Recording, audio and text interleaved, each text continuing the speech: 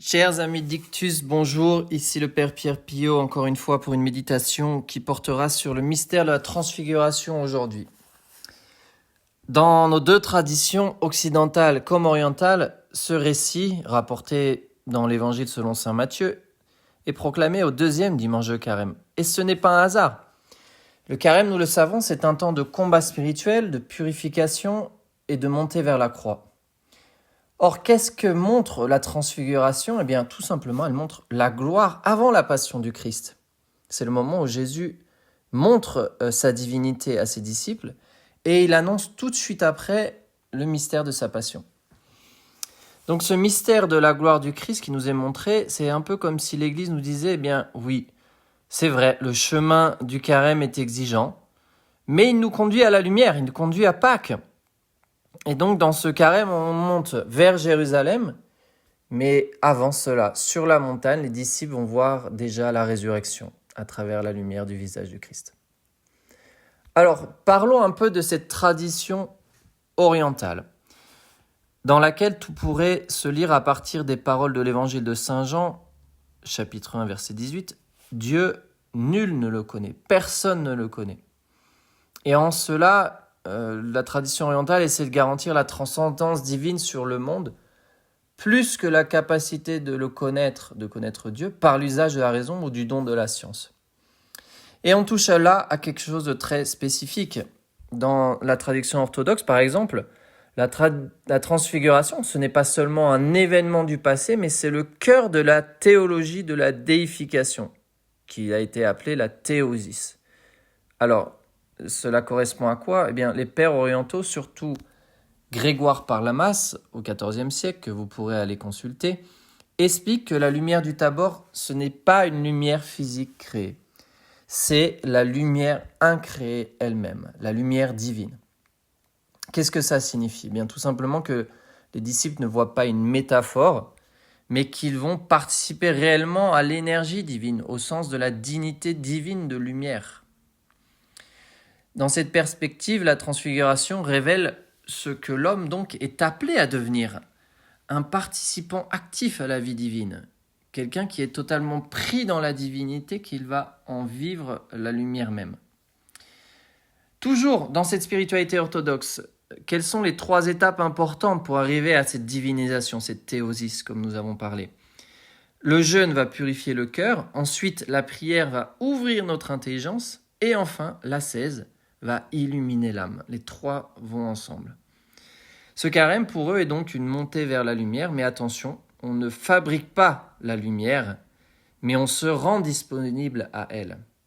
C'est un mouvement d'accueil de la grâce plus qu'un volontarisme spirituel qui nous est proposé. Et donc enfin, cette transfiguration devient une icône, une image du but de la vie chrétienne, qui est de devenir lumineux par participation à Dieu, à la Trinité, et irradier dans le monde cette lumière. Nous pouvons penser par exemple à Moïse, dont le visage devient lumineux lorsqu'il est dans la tente de la rencontre, dans l'Exode, et qu'il s'entretient avec Dieu. Donc si on insiste davantage en Occident sur la gloire comme annonce de la résurrection du Christ au jour de Pâques, en Orient, on va insister sur la gloire qui passe déjà par la croix. En fait, le Christ transfiguré est le même qui sera crucifié. Donc la lumière ne va pas supprimer cette souffrance, mais elle va nous en révéler le sens. Quelques symboles à présent pour aider notre imagination à entrer un peu dans ce mystère. Tout d'abord, la montagne. La montagne, c'est quoi ? C'est le lieu de rencontre avec Dieu. Dans la Bible, la montagne est toujours ce lieu symbolique. C'est là que Dieu se révèle. Pensons à Moïse, qui reçoit la loi sur le Sinaï. Pensons à Élie qui rencontre Dieu dans le murmure léger, c'est pour ça qu'ils sont présents. La montagne, en fait, représente 3 éléments. L'élévation spirituelle, la proximité avec Dieu, et enfin, le fait de quitter le quotidien pour entrer dans ce mystère. Et donc, si Jésus emmène seulement 3 de ses disciples, Pierre, Jacques et Jean, c'est pour les aider à passer par la croix en ayant vu la gloire du Christ. Ce sont eux qui vont être persécutés dans l'église primitive. Jacques sera le premier martyr de Jérusalem parmi les apôtres. Donc en ce sens, la montagne est le lieu de renforcement spirituel et de combat spirituel. Le deuxième symbole est la lumière. qui représente la révélation de l'identité divine de Jésus. Le texte nous dit « Son visage devint brillant comme le soleil ». La lumière dans la Bible, nous le savons, symbolise la présence divine, la grâce. Ensuite, la pureté, l'absence de ténèbres. Et enfin, la vérité, la lumière de la connaissance. Alors, dans ce passage, Jésus ne change pas vraiment, mais il laisse juste apparaître ce qu'il est déjà à ses disciples. Et c'est là que les disciples comprennent sa nature divine. Ce n'est pas une transformation extérieure, mais c'est bien une révélation intérieure. Le troisième symbole sont les personnages Moïse et Élie, qui représentent à la fois la loi et les prophètes. Pourquoi eux ? Bien tout simplement parce qu'ils vont à eux symboliser et représenter tout l'Ancien Testament. Le message est donc clair. Jésus accomplit toute l'histoire biblique, il récapitule toute l'histoire de l'Ancien Testament, il n'y a aucune rupture, mais Jésus-Christ est vraiment l'aboutissement de cette histoire du peuple élu. Quatrième point, les 3 tentes, la tentation de rester dans le merveilleux. Pierre veut construire 3 tentes. Donc c'est très humain, il vit une expérience spirituelle intense, il veut que ça dure, il pense que le chemin est dur, mais je pense surtout qu'il a encore un petit orgueil spirituel. Il pense déjà lui-même être parvenu à un certain grade de sainteté, il voudrait y rester. L'avenir prouvera le contraire avec sa trahison. Mais donc symboliquement, la tente rappelle à la fois la tente de la rencontre dans l'Exode et le fait de vouloir s'installer spirituellement dans l'instant. Mais Saint Pierre n'est pas fait pour cela, donc il n'est pas prêt.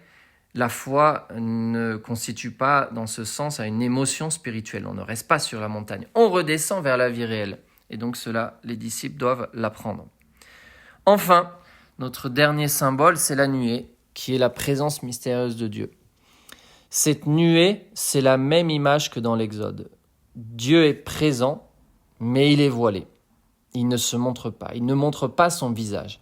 Mais il fait entendre sa voix, et il va dire « Celui-ci est mon fils bien-aimé, écoutez-le ». C'est l'un des moments les plus solennels de l'Évangile. Dieu le Père ne parle qu'à 3 moments dans l'Évangile, rappelez-vous, le baptême, la transfiguration et les rameaux. Donc, Dieu le Père va révéler l'identité de Jésus.